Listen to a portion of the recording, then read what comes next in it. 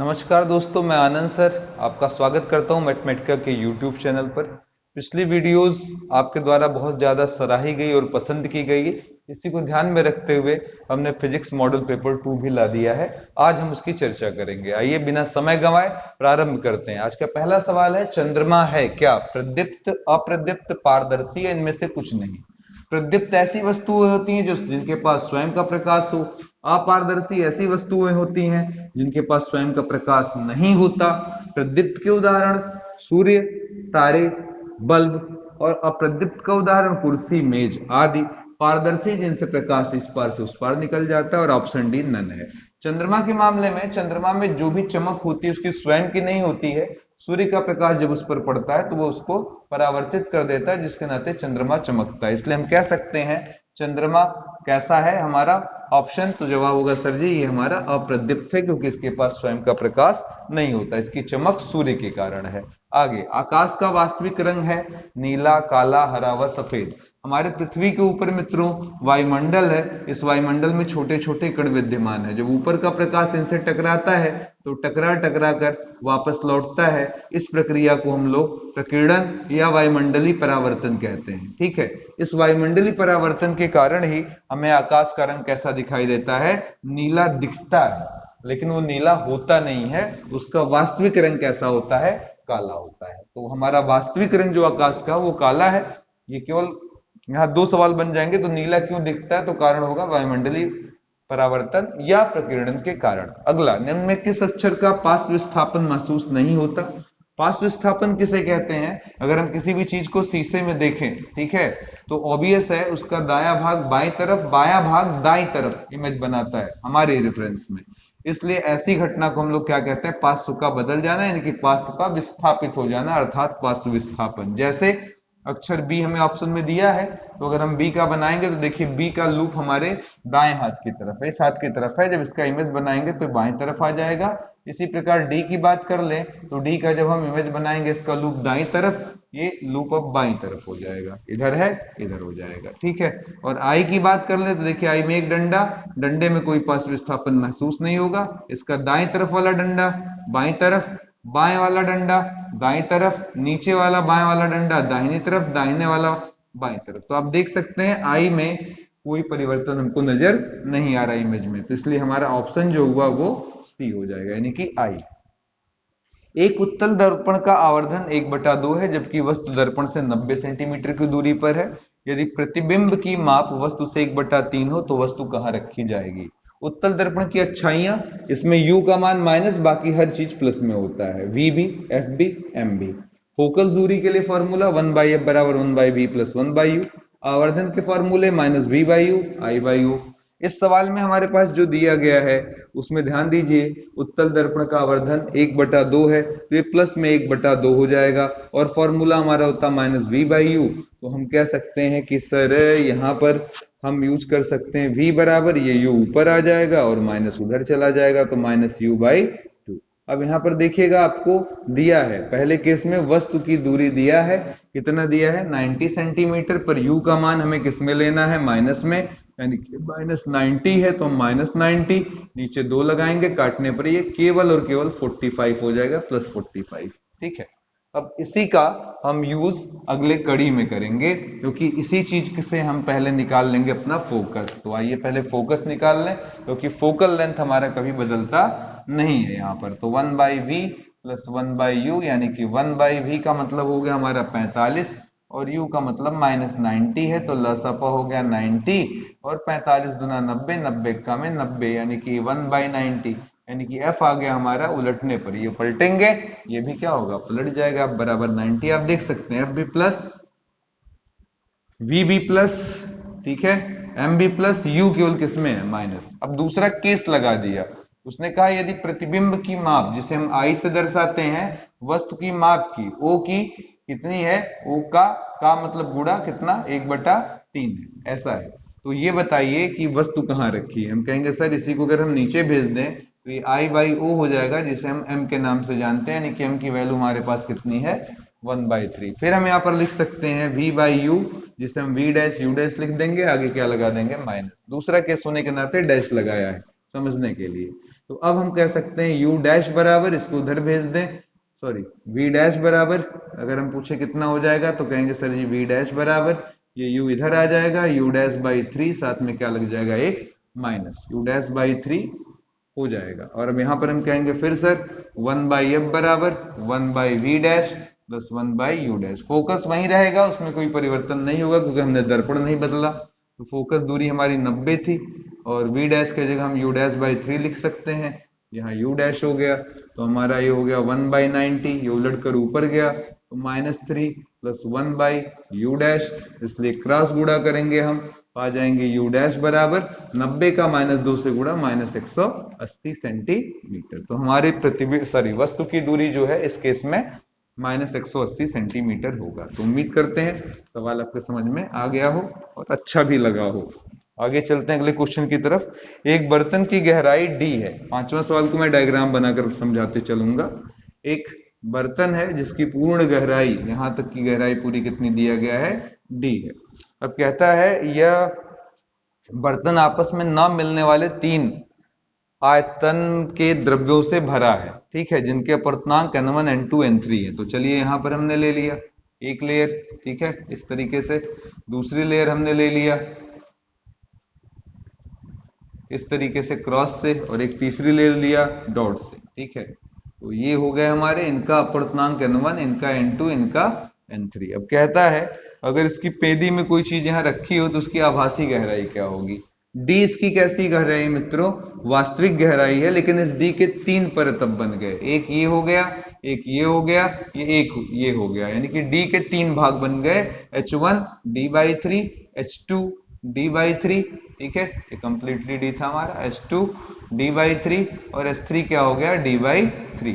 तो इसमें हर जो द्रव्य है वो बार बार इसका गहराई में परिवर्तन कराएगा। आप जानते हैं कि हम किसी भी जल में किसी चीज को डाल दें तो अपवर्तन के कारण वो हमको उठा हुआ प्रतीत होता है, तो उठाएगा, ये भी उठाएगा, ये भी उठाएगा, ये भी, कितना कितना उठाएगा, क्रम से देख लीजिएगा। n1 बराबर होता है वास्तविक गहराई बटा आभासी गहराई, तो वास्तविक गहराई है d/3, ठीक है, h1, और आभासी हमको पता नहीं, आभासी को आ लिखकर मैं, ताकि आभासी दिखे पहला, तो हम इसको इधर भेज देंगे, कहेंगे सर जी आभासी पहला हो गया d, ये नीचे 3 आएगा n1।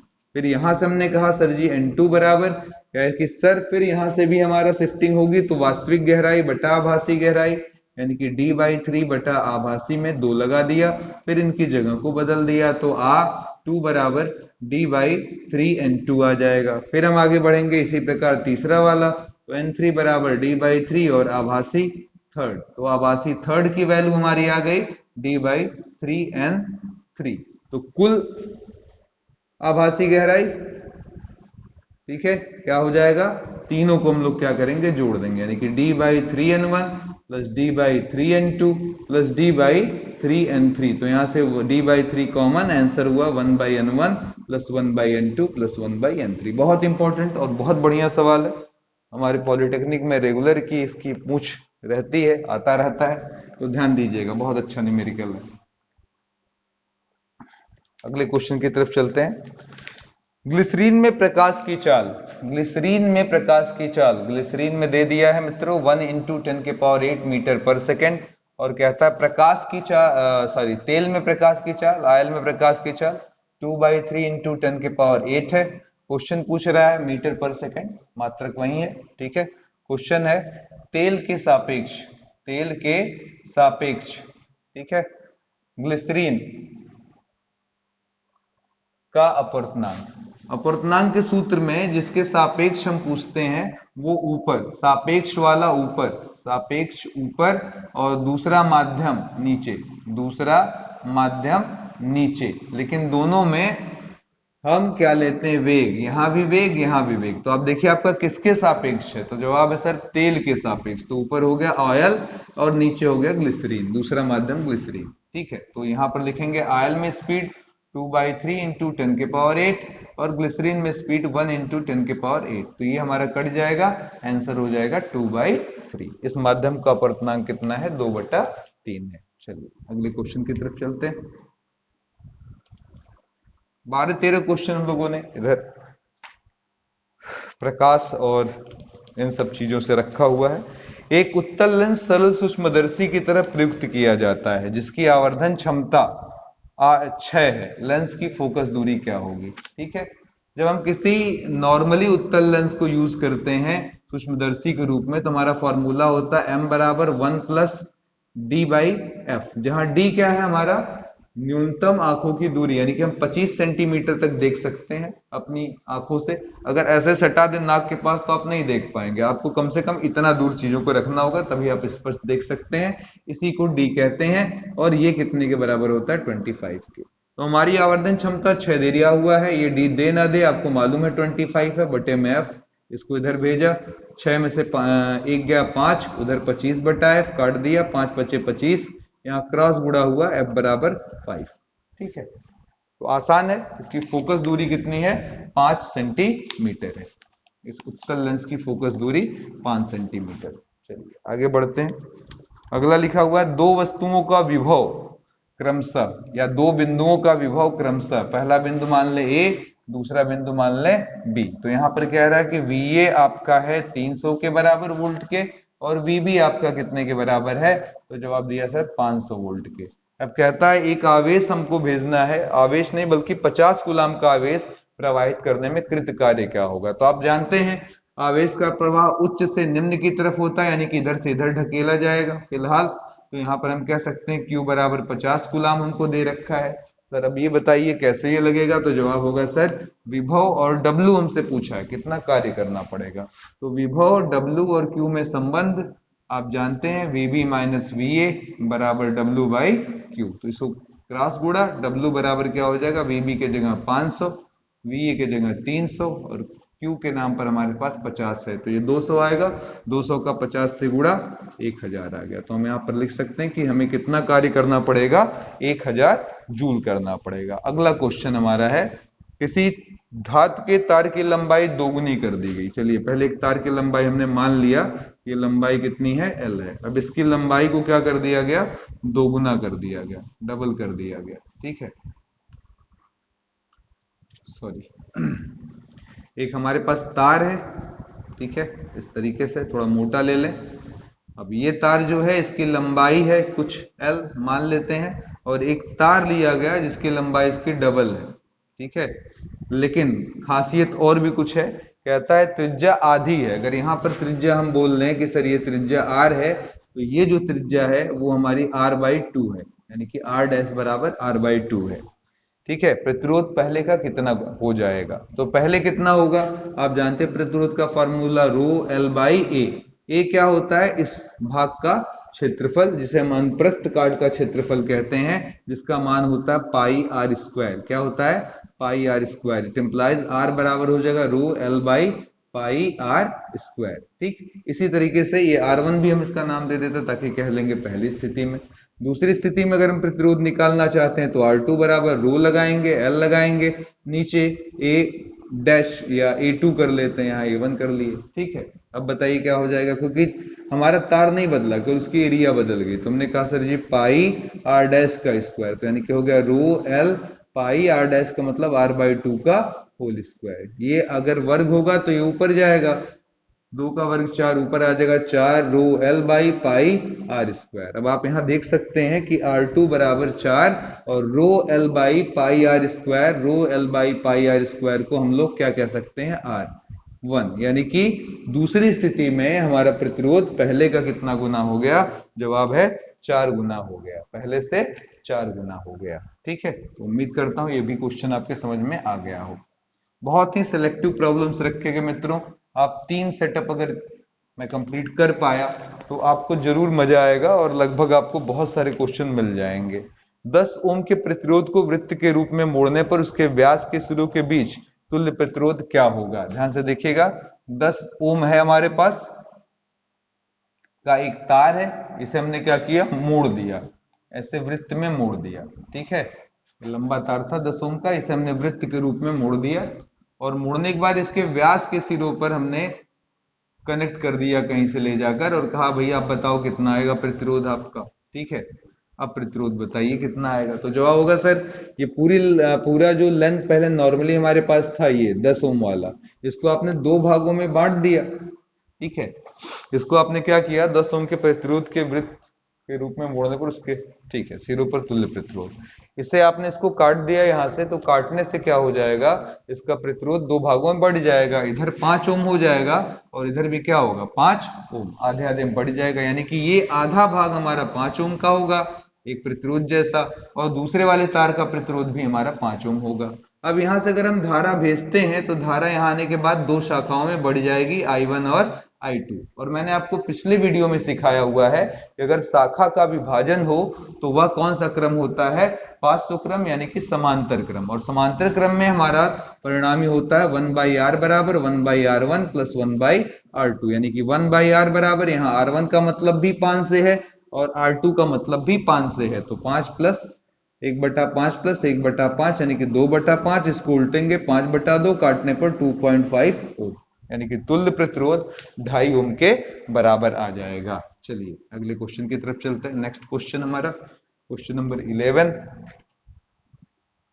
ये हमारे एक मित्र ने बहुत डिमांड किया था कि सर इस सवाल को बताइए, तो मैंने सोचा उनको व्हाट्सएप के बजाय हम यहां से ही दे दें, क्योंकि पॉलिटेक्निक में भी आया है। एक वोल्ट मापी का प्रतिरोध, एक कोई वोल्ट मापी है V है, इसका प्रतिरोध कितना दिया हुआ हमको 250,000 ओम, ठीक है, तथा 250 वोल्ट का परास है। इसका परास जो है वो नाप सकता है कितने रेंज तक, 250 का रेंज नाप सकता है, इससे कोई बहुत मतलब नहीं, मेन है उसका प्रतिरोध, ठीक है। इसके अंदर कोई प्रतिरोध लगा है जो आपके सामने है, इकाई दहाई सैकड़ा हजार 10,000 लाख 2,50,000 का, ठीक है।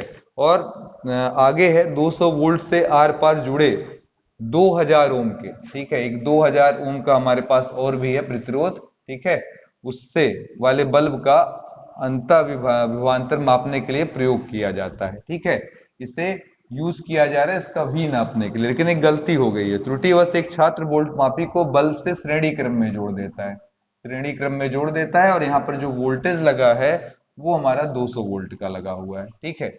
अब इसमें गलती क्या है, आपको अच्छे से मालूम है कि मामला ये होता है कि हम वोल्ट मीटर को जोड़ते कौन से क्रम में है, तो जवाब है सर समांतर क्रम में। भी हमेशा समांतर क्रम में, एमीटर हमेशा श्रेणी क्रम में। एमीटर धारा मापी है, जबकि वोल्ट मीटर हमारा क्या है, जवाब है सर वोल्ट मीटर हमारा विभवांतर मापता है, यानी कि वोल्टेज मापता है। लेकिन अब यहां पर गलती हो गई कि ये समांतर क्रम में लग गया। क्वेश्चन अब ये पूछ रहा है कि इस वोल्ट मापी का पठ्यांक क्या होगा, ये कितना पढ़ लेगा, तो जवाब होगा सर, अब देखिए यहाँ श्रेणी क्रम होने के नाते हम इन दोनों को देखेंगे तो कहेंगे सर जी श्रेणी क्रम होने के नाते इनको कंबाइंड पहले कर लें ताकि मैं धारा का मान पहले निकाल लूंगा। तो R बराबर हमारा हो जाएगा तुल्य प्रतिरोध R1 प्लस R2, यानी कि 2000 ले लेंगे प्लस जो भी है यहाँ पर 2,50,000, तो ये आ जाएगा मेरा 2000, यानी कि यहाँ पर ऐसे इतने में, ठीक है। अब इसको हटाकर मैं अगला चित्र बना लूं, कहूंगा सर ऐसे इक्विवेलेंट एक डायग्राम बनाइए, आपको सारी चीजें साफ साफ समझ में आ जाएंगी। यहाँ 200 वोल्ट है और ये अब आर है आपका 25200। तो अब बताइए V बराबर क्या होता है, जवाब होगा सर आई आर। हम कह सकते हैं आई आराम से निकल जाएगा, V बाई क्या हो जाएगा R, ठीक है। तो V का मतलब हो गया 200 और 200 के नीचे आपने 252,000 लगा दिया, जिसमें कुछ जीरो कट गए, उस दो से भी कटेंगे, 2 1 में 2, 2 दूना 4, 2 छक्के 12, जीरो, यानी कि 1/1260 एम्पियर की धारा यहाँ बह रही है। अब क्वेश्चन ये है कि वोल्ट मापी कितना पढ़ लेगा, तो वोल्ट मापी को पढ़ने के लिए ध्यान दीजिएगा, वापस यहाँ डायग्राम में आएंगे, कहेंगे सर श्रेणी क्रम में सभी में I का मान क्या होता है, सेम, तो यहाँ भी I सेम जाएगा। तो अब इस स्थिति में इसका V क्या पड़ेगा, कहेंगे sir ji I into R पड़ेगा, अपना जो भी इसका प्रतिरोध होगा, अगर इसको मैं R1 बोल दूं, ठीक है, और इसको कह दूं R2, तो जवाब होगा सर ये जो रीडिंग करेगा ये कितना हो जाएगा I इंटू R2। तो I का मान 1/1260 और उसका मान 250,000 ओम, जो भी आ जाए इसको आप सॉल्व कर कर लिख दीजिएगा इतना वोल्ट।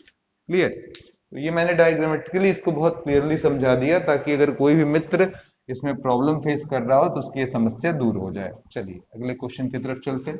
नेक्स्ट क्वेश्चन हमारा क्वेश्चन नंबर 13वां सवाल।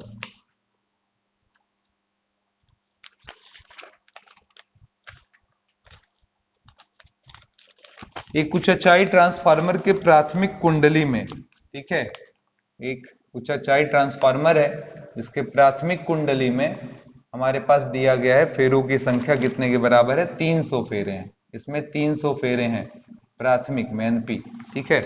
और सेकेंडरी में हमारे पास जो फेरे हैं 750 हैं, ठीक है। अब पूछता है यदि प्राथमिक कुंडली में धारा 25 एम्पियर हो, यानी कि आईपी का मान हमारा 25 एम्पियर हो, तो आईएस की वैल्यू कितनी होगी, ठीक है। तो जवाब है, हम एक सूत्र जानते हैं आर बराबर, जिसे हम परिणमन अनुपात कहते हैं, ठीक है। ये परिणमन अनुपात कितना होता है, तो जवाब होता है सर ये अनुपात होता है सेकेंडरी अपॉन प्राइमरी के फेरों की संख्या बराबर उनके वोल्टेजों का क्रम भी यही है, ठीक है, सेम सेकेंडरी अपॉन प्राइमरी, लेकिन आई का मान उल्टा आईपी बाई आईएस होता है। यहाँ केयर करिएगा, ये इन दोनों से उल्टा है, ठीक है। ये यूज कर हम परिणमन अनुपात निकालते रहे। तो यहाँ पर अगर आप गौर करें तो हमारे पास इन दो की जानकारी है, सेकेंडरी में कितना दिया 750 फेरा और प्राइमरी में कितना दिया हमको 300। और आईपी की बात करें तो हमारे पास 25 है और आईएस निकालना है, ठीक है। तो यहाँ से काट देंगे 25 तिया 75, ठीक है, ये हो गया। एक जीरो हमारा कट जाएगा, 3 से इसे काटेंगे 3 दहा में, ठीक है, 10 आ जाएगा, ये 3 दहा में 30, तो आईएस बराबर 10 एम्पियर, ठीक है। अगला क्वेश्चन, एक पिंड 12 सेकंड से 1140 मीटर की दूरी तय करता है, उचित सार्थक अंकों में पिंड की चाल ज्ञात करिए। क्वेश्चन क्या है, हमारे पास दूरी है 1140 और हमको समय दिया गया है 12 सेकंड, तो हमसे कह रहा v निकालो पर उचित सार्थक अंक में, शब्द ध्यान दीजिएगा, उचित सार्थक अंक में, ठीक है। अब आप बताइए जरा, दूरी बराबर क्या होता है, तो जवाब होता है सर चाल गुणे समय। तो हमारे पास यहाँ पर अगर मैं गौर करूं तो दूरी है 1140 और चाल निकालना है, समय 12 है, इसको नीचे भेज देते हैं, 1140 में 12 का भाग दे देते हैं। चलिए 12 से अगर मैं 1140 में भाग दूं तो जवाब होगा सर 12 से भाग देने पर ये आ जाएगा आपका 9 बार जाएगा ना, 108 हो जाएगा। यहाँ पर 4 और 4 2 6 6 जीरो और 12 पंजे 60, ठीक है। तो आंसर हमारा कितना आ गया 95, ठीक है। मैं थोड़ा सा और ट्विस्ट कर देता हूं, अगर मैं यहाँ 1140 के बजाय मान लो 42 कर देता, ठीक है, तो क्या होता, जवाब है सर अब यहाँ 62 आता और शेषफल 2 मिलता, तो लोग यहाँ दशमलव लगाते, एक जीरो बढ़ जाता, 12 एक्का में 12 आता, ठीक है, और फिर यहाँ 8 और 0 आता, ठीक है। फिर हम कह देते हैं यहाँ पर कि सर, बल्कि यहाँ 6 कर देते हैं ताकि आपके लिए थोड़ा और मजेदार हो जाए क्वेश्चन। तो ये आ जाएगा 6 और 0, तो आप 12 पंजे 60 कर सकते हैं। बस देखिएगा जरा, ये बहुत इंटरेस्टिंग आंसर देने जा रहा है। तो यहाँ पर आंसर आ रहा है 95.5, अगर मैं यहाँ पर 4 6 कर दूं, ठीक है। तो अब मामला ये है कि सर कितना ले आंसर, इतना, इतना या इतना, ठीक है। तो जवाब ये है कि सर हमारे पास यहाँ पर मामला ये है कि ये दशमलव के बाद का अंक है, तो उससे तो मुझे कोई बहुत मतलब है, लेकिन पहले समझिए इसमें सार्थक अंक कितने हैं 4, इसमें सार्थक अंक कितने हैं 2, और सार्थक अंक कहता है कि दोनों में जो निम्नतम होगा वहीं आप परिणाम में आंसर लेंगे। तो यहाँ पर देखिएगा मेरे पास 3 अंक है, 3 सार्थक अंक हैं, पर मुझे लेने का अलाउड क्या है, सबसे न्यूनतम यानी कि 2। इन दोनों में सबसे छोटा कौन है, इसमें 2, इसमें 4, तो 2 ही मुझे लेना है। तो मेरा आंसर कितना हो जाएगा, जवाब होगा सर उत्तर केवल वहां पर 95 लिखा जाएगा मीटर पर सेकेंड, ठीक है।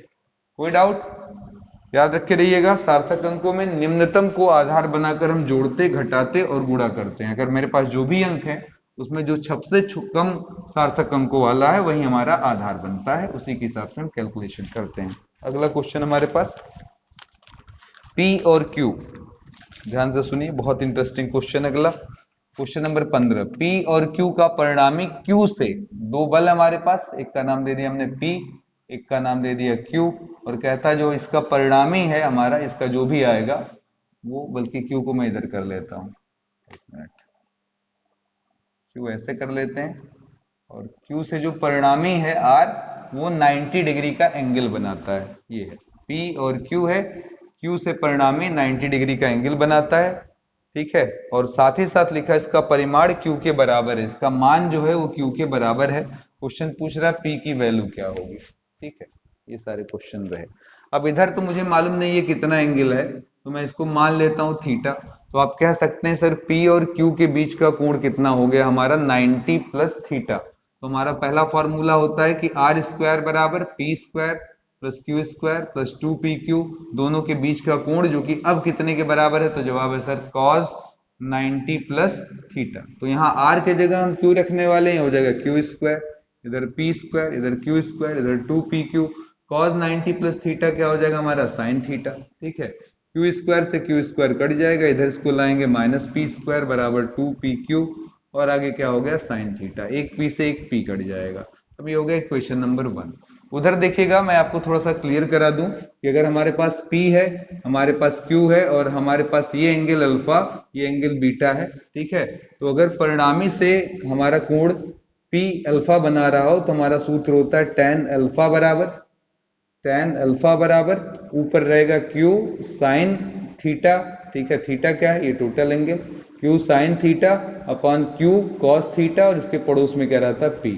लेकिन अगर मैंने बीटा पूछ लिया तो आप कहेंगे सर जी tan बीटा बराबर ऊपर हो जाएगा P साइन थीटा, नीचे P कॉस थीटा, पड़ोस में क्या हो जाएगा Q। अब इस सवाल में आप देख सकते हैं कि हमारे Q के साथ ये 90 दिया है, जो हमारे लिए बड़ा बोनस है। तो हम कह सकते हैं ये सर अल्फा के जैसे है, ये हमारा बीटा के जैसे है। तो tan 90 डिग्री बराबर ये सेकंड वाला फॉर्मूला आपका लगेगा, क्या लिख देंगे ऊपर P साइन थीटा बटे में क्या लगा देंगे हम Q plus P cos theta, ठीक है। और यहाँ थीटा का मतलब इस टोटल एंगल से, यानी कि यहाँ पर हमारा आ जाएगा 90 प्लस थीटा, यहाँ भी आ जाएगा हमारा 90 प्लस थीटा। ये एंगल के क्या है बाबू, दोनों के बीच का टोटल कोण, P और Q के बीच का। tan 90 की वैल्यू 1/0, ये P साइन 90 प्लस थीटा क्या होता है हमारा cos थीटा, ठीक है। फिर नीचे आते हैं, यहाँ Q हुआ cos 90 plus theta minus sine theta होता है। अब ये पूरा हमारा जीरो हो गया, हमें मिला Q minus P sine theta बराबर 0। या हम कह सकते हैं कि सर जी इसको उधर भेज दें तो माइनस P साइन थीटा बराबर माइनस Q, तो ये माइनस माइनस कट गया, ठीक है। तो अब आप यहाँ पर क्या लिख सकते हैं, देखिएगा इस संबंध का फायदा उठा सकते हैं। आप कह सकते हैं सर साइन थीटा बराबर हो जाएगा Q बाई P। अब इसका यूज हम यहाँ पर कर लेंगे, हमारे पास पहले से माइनस P और बराबर है 2Q, और क्या लिखा हुआ साइन थीटा की जगह Q बाई P, ठीक है। कोई दिक्कत इसमें? अच्छा, यहाँ पर एक गलती हुई है, 90 प्लस थीटा क्या होगा माइनस, यहाँ पर आएगा तो ये माइनस ही कट जाएगा, ठीक है। तो ये देखिएगा कितना आ जाएगा Q स्क्वायर, इधर आएगा ये तो क्या हो जाएगा P स्क्वायर बराबर 2Q स्क्वायर, इसलिए हम P बराबर क्या कर सकते हैं अंडर रूट 2Q स्क्वायर, जो कि अंडर रूट 2 इंटू Q के बराबर आ जाएगा। तो उम्मीद करता हूँ ये जबरदस्त सवाल आपको बहुत पसंद आए। अगले सवाल की तरफ चलते हैं, यहाँ पर थोड़ा सा लॉजिक है।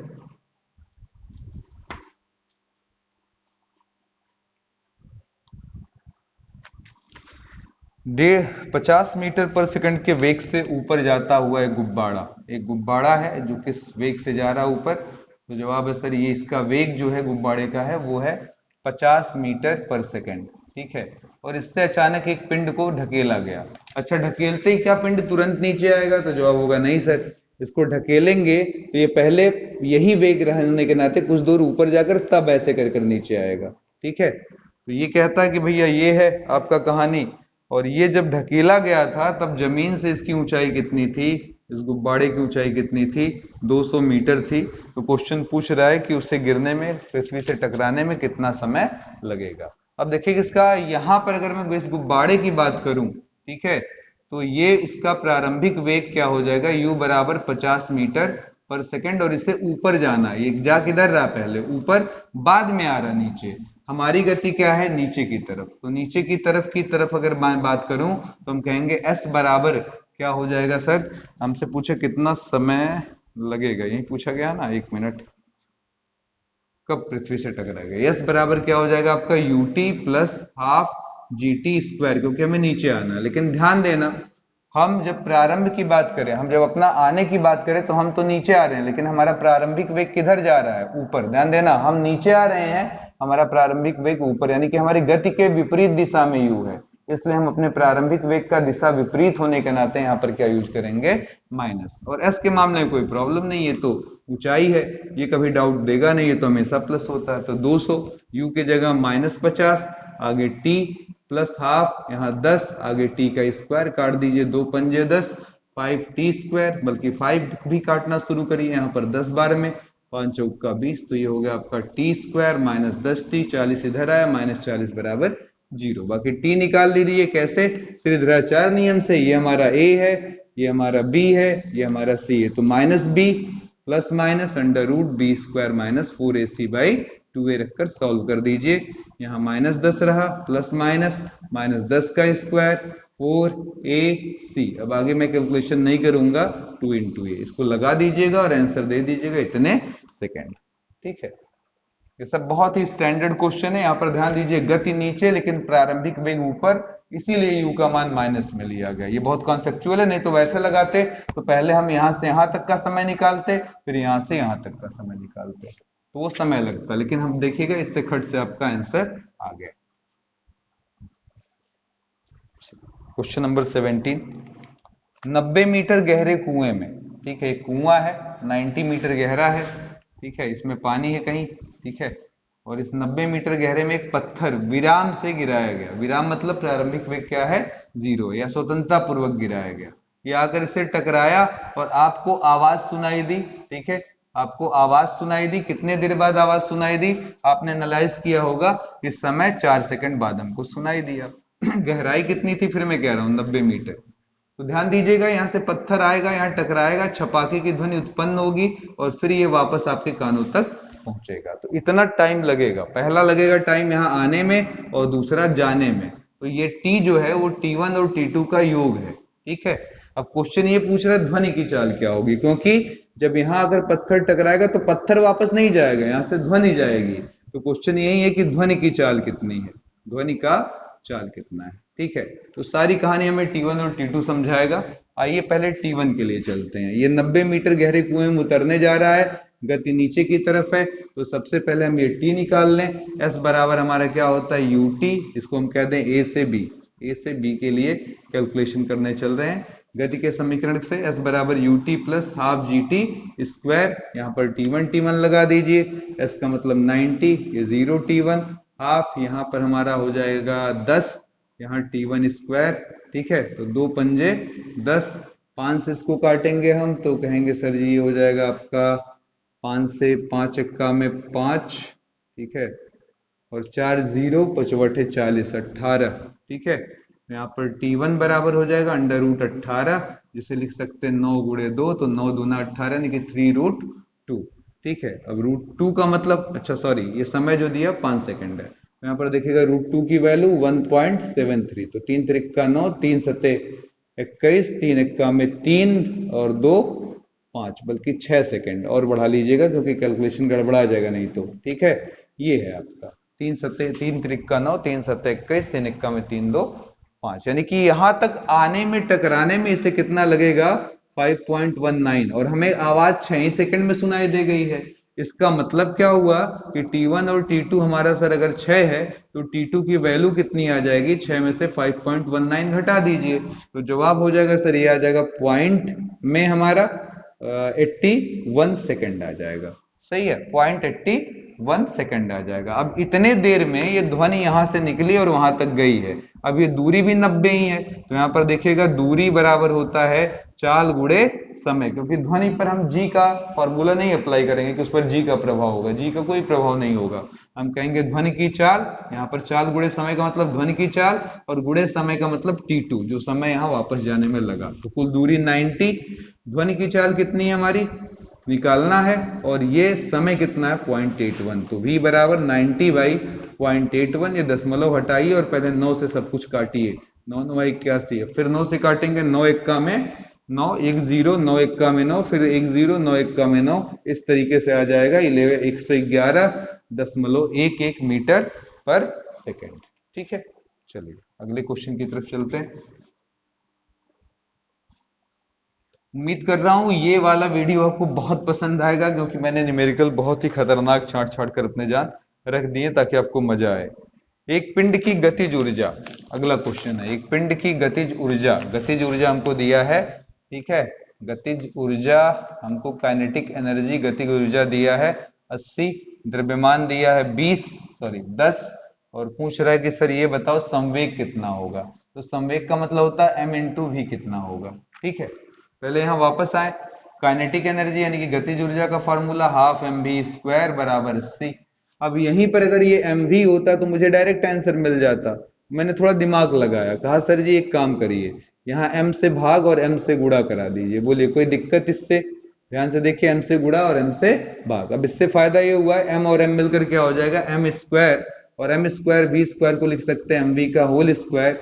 नीचे 2m था, इसे वहां भेज देंगे तो ये हो जाएगा 2m गुणे 80। तो mv बराबर हो जाएगा अंडर रूट 2m की जगह कितना, सॉरी ये 20 था, 20 है, ये 20 गुणे क्या हो जाएगा 80।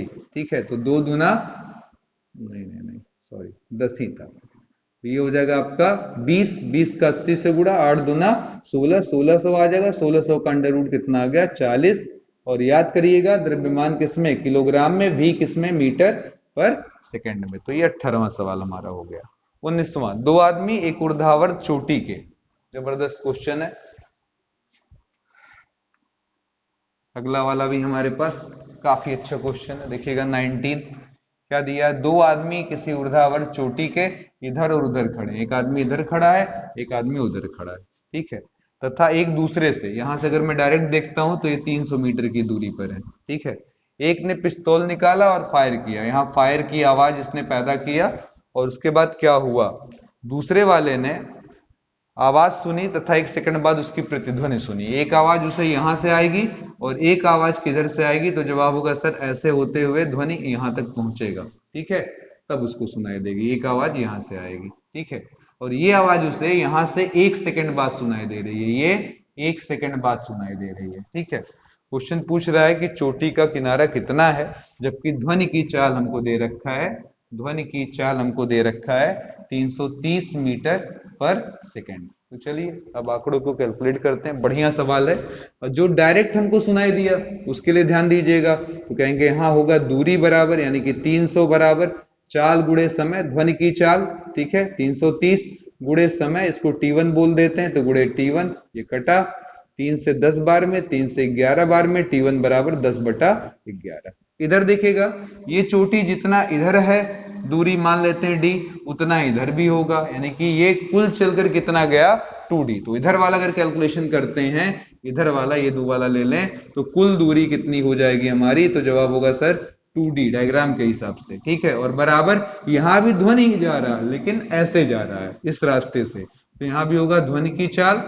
ठीक है, और गुणे क्या हो जाएगा हमारा समय। ठीक है, तो अब जरा बताइए 2d बराबर क्या हो जाएगा हमारा, कहेंगे ध्वनि की चाल गुणे समय। ठीक है, अब इधर वाला जो समय है वो t2 है, ध्वनि की चाल 330 है, और समय जो दूसरा है वो कह रहा है कि 1 सेकंड बाद, ये आवाज जो सुने उसके 1 सेकंड बाद, यानी कि t2 जो है वो t1 से 1 बड़ा है। तो हम यहां वाला समय यानी कि t2 जो है उसको क्या लिख सकते हैं, t1 + 1, यानी कि 10/11 + 1। तो अब हमारे पास आ गया 2d बराबर 330 गुणे 11 और 10 मिलकर हो जाए 21/11। काटना शुरू करें, 11 तिया 33, 2 से काटेंगे 15, और 15 से यहाँ गुणा करना है, तो 15 गुणे 21 करना है, तो 20 धन 1, 15 दूना 30 और धन 15, यानी कि 315 मीटर। चोटी का एक सिरा जो होगा आपका इधर का 315, उधर वाला भी कितना होगा 315। बहुत ही सिंपल सवाल है, लेकिन थोड़ा टेक्निकल चीजें हैं जो थोड़ी समझ में आनी चाहिए, उसके बाद ये सवाल बहुत ही आसान हो जाएगा। चलिए अगले क्वेश्चन की तरफ चलते हैं। अगला क्वेश्चन है हमारा क्वेश्चन नंबर 20, किसी तरंग का वेग 200 मीटर पर सेकंड है और उसकी आवृत्ति जो है यानी कि n जो है वो 50 हर्ट्ज है। ठीक है, और कहता है ये बताओ कि 400 मीटर में, ये 400 मीटर की दूरी है, इसमें कितनी तरंगे पड़ेंगी। अब ये बताने से पहले मैं यहाँ तरंग की ऐसे ऐसे डिजाइन बना लेता हूँ, और ऐसे शो ऑन करते हुए लास्ट में ले जाकर यहाँ बिड़ा दिया। अब उधर देखिए v बराबर क्या होता है, n लैम्डा, तो हम कह सकते हैं v का मान हो गया सर 200, n का मान 50, लैम्डा निकाल लिया 4, यानी कि तरंग दैर्घ्य यानी कि किसी तरंग की लंबाई कितनी आ रही है 4 मीटर, यानी कि एक क्रस्ट से एक तरफ या एक श्रृंग से श्रृंग की दूरी या एक गर्त से गर्त की दूरी कितनी है 4 मीटर। तो इस तरीके से 4 मीटर है, ये 4 मीटर है। अब बताइए 4 कितनी बार ले लें कि हमारा 400 मीटर कवर हो जाए, इससे हमें पता चल जाएगा तरंगों की संख्या। एक तरंग की लंबाई 4 मीटर, 4 मीटर, 4 मीटर, ऐसे करते हुए एक तरंग, 2 तरंग, 3 तरंग, कितनी तरंगे ले लें ये 400 कवर हो जाए, तो 4 धन 4 धन 4 धन 4 कितनी बार कह दें n बार, और ये सब जुड़कर हमारा 400 आना चाहिए, तो 4 गुणे n, n बार जोड़ने पर क्या आएगा 4n। ठीक है, 2 बार होता है, जैसे x x 2 बार होता है 2x, 3 बार होता है 3x, 4 बार होता है तो 4x, 4n बराबर 400, 4 से काट दीजिए, कितना आ जाएगा 100। ठीक है, तो यहाँ कितनी तरंगे हैं, जवाब है सर 100 तरंगे यहाँ पर उपलब्ध हैं। ठीक है, चलिए क्वेश्चन नंबर 21वां, अनुप्रस्थ तरंगे उत्पन्न की जा सकती हैं। ऑप्शन ए ठोस व गैस में, ऑप्शन बी ठोस व द्रव्य में, ऑप्शन सी गैस व द्रव्य में, ऑप्शन डी ठोस द्रव्य के तल पर ये गैसें पैदा की जा सकती हैं। तो जवाब है सर ठोस और द्रव्य के तल पर पैदा की जा सकती हैं। ध्यान दीजिएगा, ठोस और द्रव्य के तल पर, इसे अंदर नहीं पैदा किया जा सकता। अनुप्रस्थ को अच्छे से समझ लें ताकि कोई दिक्कत ना हो। इसका मतलब ये होता है कि आप इसको केवल और केवल तल पर ही पैदा कर सकते हैं, ना कि अंदर। ठीक है, तो अनुप्रस्थ के लिए याद रखे रहिएगा। अगले क्वेश्चन की तरफ चलते हैं। अगला क्वेश्चन हमारा है, वह ताप जिस पर केल्विन का मान सेल्सियस ताप का 2.5 गुना हो जाए। वह ताप जिस पर केल्विन का मान सेल्सियस का 2.5 गुना हो जाए, 2.5 गुना सी हो जाए। अब आप सभी जानते हैं के और सी में आपका संबंध क्या है, तो जवाब है के बराबर सी प्लस 273 होता है। तो के की जगह 2.5 रख दिया, सी उधर सी है प्लस 273, इसे लाकर घटाएंगे, एक सी हट जाएगा तो 2 में से 1 गया 1, 1.5 सी बचेगा। तो 1.5 सी बराबर 273, या कह सकते हैं 2 1 3/2, 3/2 सी बराबर 273। 3 से काटे, 3 9 27, 3 1 में 3, क्रॉस गुणा 2 1 में 2, 2 9 18, 182 डिग्री सेंटीग्रेड हो जाएगा। क्लियर हो गया, कोई डाउट इसमें? चलिए, आसान लग रहा होगा। अगले 3 क्वेश्चन की तरफ। -5 डिग्री के आइस है हमारे पास, ठीक है, और इसे हम क्या करना चाहते हैं, जवाब है इसका तापमान -5 डिग्री सेंटीग्रेड है। इसे हम क्या करना चाहते हैं, इसका जो द्रव्यमान है वो 50 ग्राम है, और हम चाहते हैं इसे गरम गरम कर कर आप अंत में भाप में बदल दें। ठीक है, भाप में इसे बदल दें, ये हम चाहते हैं। ठीक है, उसके लिए आपको कितनी ऊष्मा की आवश्यकता होगी, जबकि कुछ जानकारियां हैं, जैसे स्पेसिफिक हीट ऑफ आइस यानी कि बर्फ कितने के बराबर होता है, 0.5 कैलोरी प्रति ग्राम। ठीक है, और फिर आगे क्या हो गया हमारे पास, लेटेंट हीट आइस का यानी कि गुप्त ऊष्मा 80 कैलोरी प्रति ग्राम, और फिर भाप के लिए हमारे पास गुप्त ऊष्मा 540 कैलोरी प्रति ग्राम। अब यहां पर ध्यान से सुनिए, पहले क्या होगा, -5 से 0 डिग्री तक हम जाएंगे, 0 तक की ऊष्मा, यहां पर आएंगे हम, पहले 0 डिग्री पर पहुंचेंगे तो हमारी अवस्था परिवर्तन होगी। अब यहां पर अवस्था परिवर्तन होगी, यानी कि हमारा जो बर्फ है वो पानी बनेगा, बर्फ से पानी, ध्यान दीजिएगा, बर्फ से क्या बनेगा, जल बनेगा। और फिर इसके बाद ये जल क्या लेगा, 0 से 100 डिग्री सेंटीग्रेड तक ऊष्मा लेगा, और उसके बाद क्या करेगा, फिर ये जल से क्या बन जाएगा, भाप बन जाएगा। ठीक है, ये जो बदलने वाला सिस्टम है, यहाँ का फॉर्मूला हमारा क्या होता है, ml, यहाँ पर ml फर्क है, यहाँ पर बर्फ है तो यहाँ पर आइस लेंगे, वहां जल से भाप बन रहा है तो यहाँ भाप ले लेंगे, भाप क्या, लेटेंट हीट। और इधर के लिए ms डेल्टा टी, तो m का मतलब 50 हुआ, s का मान 1 होता है जल के लिए, डेल्टा टी का मतलब 0 - 5 लगा देंगे। और फिर इधर देखिए, मास आपका 50 ग्राम है, और आपका आइस का लेटेंट हीट यानी कि गुप्त ऊष्मा 80 के बराबर है। फिर आगे बढ़ते हैं, 0 से 100 डिग्री तक के लिए अभी भी आपका द्रव्यमान 50, तो m s का मतलब 1 जल के लिए, डेल्टा टी का मतलब 100 - 0, और लास्ट में फिर ml, m का मतलब 50, लेकिन अब आपका भाप बनना, भाप के लिए हमारा 540 हो जाएगा। इन सभी को ऐड कर देने से आपको अपना आंसर प्राप्त हो जाएगा कि कितना हमारा ऊष्मा लगेगा एक बर्फ को भाप बनाने में। ठीक है, चलते हैं क्वेश्चन नंबर 24 की तरफ। सिंपल सवाल है, ऊष्मा का प्रवाह सबसे तेज होता है, ऑप्शन ए चालन में, ऑप्शन बी संवहन में, ऑप्शन सी विकिरणन में, ऑप्शन डी नन, इनमें से कोई नहीं। तो जवाब है विकिरणन में, याद कर लें, अच्छा ऑब्जेक्टिव सवाल है। अंतिम क्वेश्चन की तरफ, ए और बी दो पिंड हमारे पास हैं, एक पिंड ए है, दूसरा पिंड क्या है, बी है। इनका आकार, आमाप, ये सब कुछ एक जैसा है, बस क्या फर्क है तो सुन लें। इसमें कहता है एक के यदि ए के बी के अपेक्षा 16 गुनी ऊर्जा विकिरण करता है, यानी कि ई ए का मान जो है 16 टाइम है ई बी के मान का। ठीक है, तो कहता है तब बी का ताप बताओ, जबकि ए का ताप यानी कि टेम्परेचर ऑफ ए कितना है, 73 डिग्री सेंटीग्रेड। अब यहाँ पर मैं रुकूंगा और आपको बताऊंगा कि E प्रोपोर्शनल होता है ताप के 4 घात के, तो E बराबर हो जाता है K T के पावर 4। लेकिन ये ताप आपका केल्विन में होना चाहिए, ध्यान दीजिएगा, किस में होना चाहिए, केल्विन में। तो पहला काम हम केल्विन में बदलने के लिए डिग्री सेंटीग्रेड को क्या करेंगे, इसमें 273 जोड़ देंगे। तो 273 धन 73, 3 3 6 और 7 7 14, 2 1 3, 346 डिग्री सेंटीग्रेड ये बन जाएगा। ठीक है, सॉरी, केल्विन में बदलने के लिए केल्विन हो जाएगा, ये कितना आ जाएगा आपका, 3 3 6 7 7 14, 2 1 3। अभी अभी मैंने आपको बताया था के बराबर क्या होता है, C प्लस 273। सी में अगर 273 जोड़ दो तो आपका केल्विन आ जाता है। तो ये 346 केल्विन पर है।